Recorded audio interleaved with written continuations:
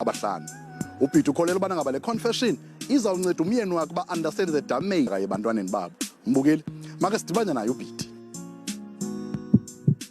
I'm Pete Philander. I'm 29 years old. I'm mother of 5. I'm dating Keegan, and we've been married for 8 years now. Keegan is 30 years old. We've been staying together in Westbury. I came here to Nyan because there's something I want to confess to him. Pete, how are you? Good, thanks. I'm good. Please take a seat. Thank you.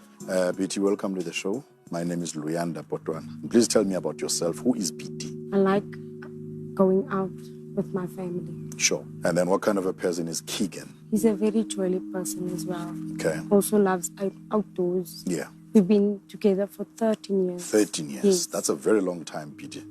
How old were you when you got married? I was 21 and he was 22. So tell me, how is the marriage? It started off very good. Now it's not. I see. And how is that making you feel?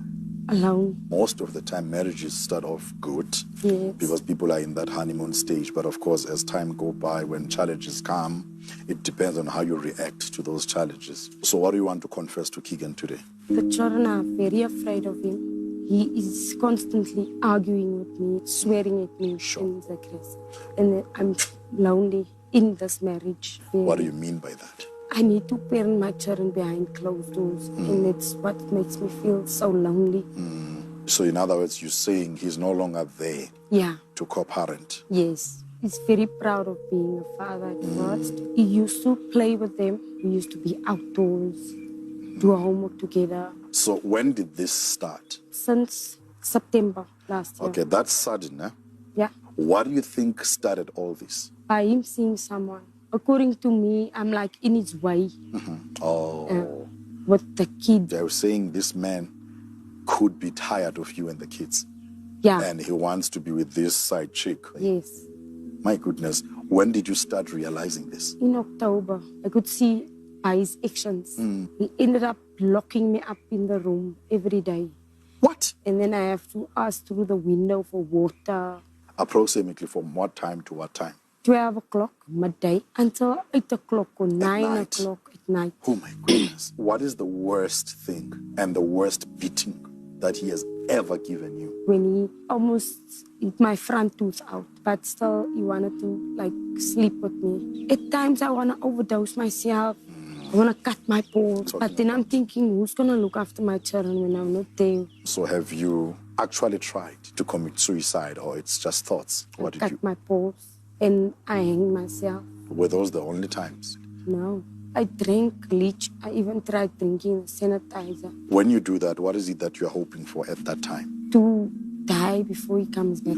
Okay, what about your kids? When I'm done crying, because most of the time my baby, she gets locked up with me, the 9-month one, because goodness. I breastfeed. And she sleeps when I'm doing this. It takes away your human dignity. Yeah.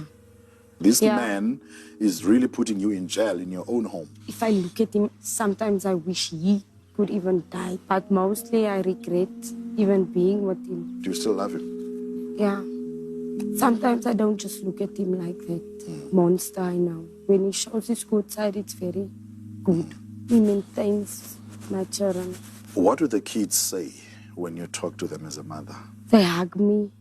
They make enough bread and go put it in the room. If he comes back, there will be enough food there inside for mommy to eat. How are they affected at school? They can't focus. One of them likes to cry and doesn't want to go to school because he says that he wants to look after me. You are a very, very strong and brave woman, because it's only a strong woman that can endure the things that you've endured at the hands of Keegan. But at the same time, it's a selfish woman that can still stay in that environment when you know what it does to you and your children. Why are you allowing your kids to be subjected to that? They love their father very much. Now, I can't tell them that I no longer want to be with your father anymore. Then I'm concerned about you as well, because women die as a result of this behavior. Or do you want to be part of that statistics of women that die before you can actually realize that you need to do something? No, I don't want to be one of them. Exactly. Who is working here? We're both unemployed. Is there anything that both of you are doing to change the situation? He does his jobs. I do play there. Is that enough for 5 kids? No. It is so sad, BT, what has happened to you and what is happening to you. No woman deserves that kind of treatment. Do you understand? Yes. So who else is aware of this? My mother's passed on, so I got two sisters that stay with us. They encouraged me to leave him. His mother and his sister is not happy with what he's doing. Everything that has happened to you has damaged you internally. Yes. Has damaged you mentally and emotionally. And I hope that counseling sessions that we are going to take you to is going to deal with that. What do you want to achieve by coming here? A peaceful life. Yeah. I really understand what you're saying. Let's be clear why you are calling Keegan here. Okay. BT, you are calling Keegan to Nyan Yes. to confess to him that your kids Yes. are afraid of him. Yes. And because of that, you feel alone and lonely. Yes. Yet you are married. The second thing you want to address is not trying hard, because you can't support 7 people in the house Yeah. with piece jobs Yeah. and doesn't respect you anymore. Yeah. These are the things that you want to tell Keegan. Yeah. We're going to call Keegan, your husband of 8 years, father of your 5 kids. We're going to give you a chance to talk to him. He's going to find us here inside. It's Nyan. To come in. Are you ready for him? Yes. Okay. Keegan, man. I'm fine, and You can sit down, man. Thank you. Thank you. Keegan, we welcome you on the show. My name is Luyanda Potwan. Do you know BT? Yes, How do you know her? it's my wife, my children's mother. Nice one. What can you tell me about BT? Yeah, we came a long way. What kind of a person is BT? She's a nice person, not a woman of many words. And I see that you are lighting up. You are smiling when you're Yes. talking about it. I love her with all my heart. What can you tell me about the marriage? I'm a very aggressive guy. I get angry for anything. I like to lift my hands up. BT, please look at him and tell him why he is here. The reason why I called you on the show is to let you know that the kids are very afraid of you. And I feel lonely even if I'm married too.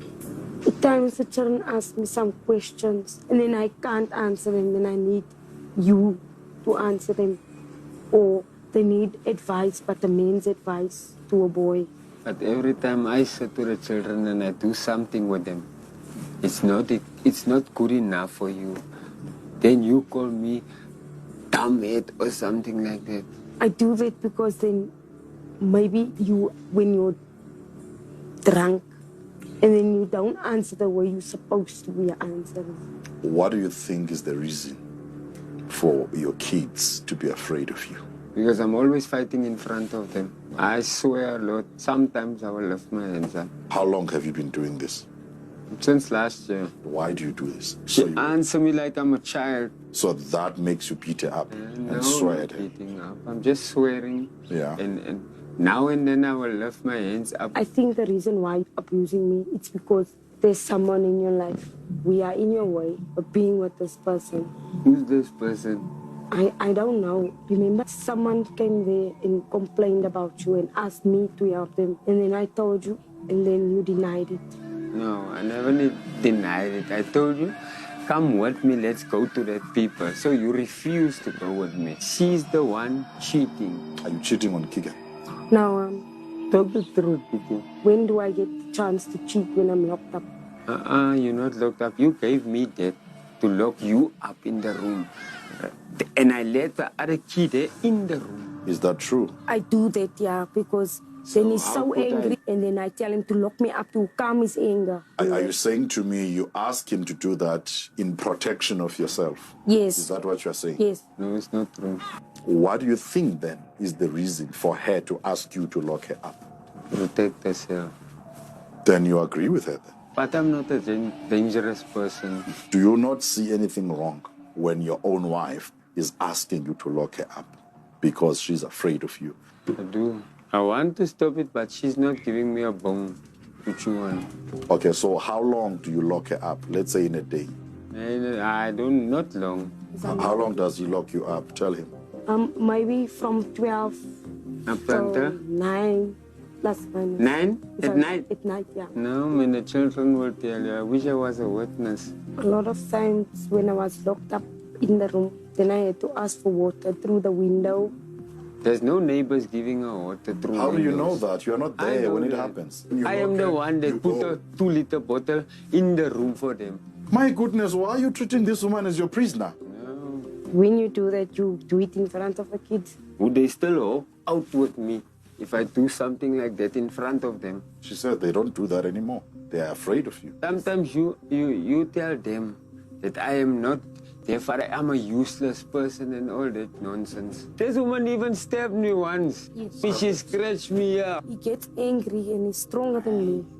Then when he wants to attack me, then I stab him. I like to, when she's here, then I make sure, then she makes sure, then she start fighting, you see, and then I'm just making a joke with her. Huh? That is how you joke with your wife? I make sure then I run away. Yeah, I make jokes like that. No. A wife that you beat up, when you're making a joke like this, you expect her to just take that joke. I don't think you value the fact that this woman wants your marriage to work. Keegan, another thing that she said outside, which is something we don't take lightly as this show, is that sometimes you force yourself on her. No, not by force. He forces himself. Then what do you do? I say, no, stop it, I'm sleeping, can I please sleep? And then why didn't you wake up and go down to the police station and open a case? That's actually a very good question. Why didn't you? Because it's my husband. They won't believe that your husband will rape you. Can't assume what police will think. If you feel violated, your duty is to go and open a case. No means no, sir. If you go do anything beyond that, then that's rape. So where do you stay? We live by the late mother of them. Is that, according to you, the other reason why do you think she disrespects you? Living with the in-laws, yes. At all times, you swear at me for not having a job. But sometimes you need to get up and go and seek for a job. Yeah. There's not enough effort, you're not trying hard enough. I need to do it, but it's hard to find. What's up with this unemployment? You not carrying a job and believing that if you get a job, things will be better. I will support them by all means. Then she'll check up to me as a husband. My brother, thank you for being honest. Now I understand what is going on. Basically here, because you are not working, you feel like this woman is not respecting you. She doesn't see you as a man because you're not bringing any income. Since you don't have the money to show her that, you resort to violence. Do you in any way ill-treat him and disrespect him? I do disrespect him sometimes, but the reason isn't because he's staying at our house and he doesn't have a job now. I appreciate a lot of the peace jobs that he brings in. Let me tell you something, my brother. What makes you a man is not money. What makes you a man is how you treat your woman. And the worst is that you are doing all this in front of the kids. Equally pity, you also have a responsibility of making sure that you don't disrespect him because he's unemployed. Where is this anger coming from, Keegan? The family background? When I was small. How old were you? 10, 11. You were abused by who? My father. He fight with my mother. He hit me with iron and shambok. What is the relationship with your father now? It's not. What was the reason behind you moving into their home? I was very suicidal. Are you aware that she's doing the same thing that you were doing as well as a result of your actions? Why are you allowing that to happen to your own family? It's a curse. I must break the curse. You are telling the kids, it's okay, my sons, to abuse your own wives. You are telling those girls that girls, it's okay to be abused. Do you understand? Yeah. We have a serious problem in this country of not taking care of the boy child. We are neglecting these boys and they grow up to be like Keegan. In Xhosa, we are saying, in other words, you have to mold a child while they're still very young for them to become the men or the women that you want them to become tomorrow. She called you here, your wife, to tell you that your kids are afraid of you, and she also feels alone in this marriage. And then the second thing that she wanted to talk to you about, the issue of unemployment is really, really affecting your peace at home. There is something else that she wants to talk to you about. Pity, please talk to Keegan and tell him what is the third thing that you want to discuss with him. Please let us learn to respect one another, especially in front of the children. I lost my dignity. I don't feel proud to walk with my head up high in the street because of results of fighting and arguing.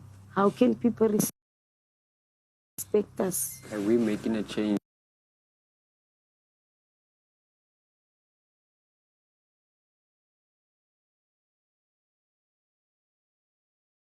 Spoken. I have a few questions, and I will start with you, Keegan. The first time you saw your wife, what is it that attracted you to her? Her smiles, Okay.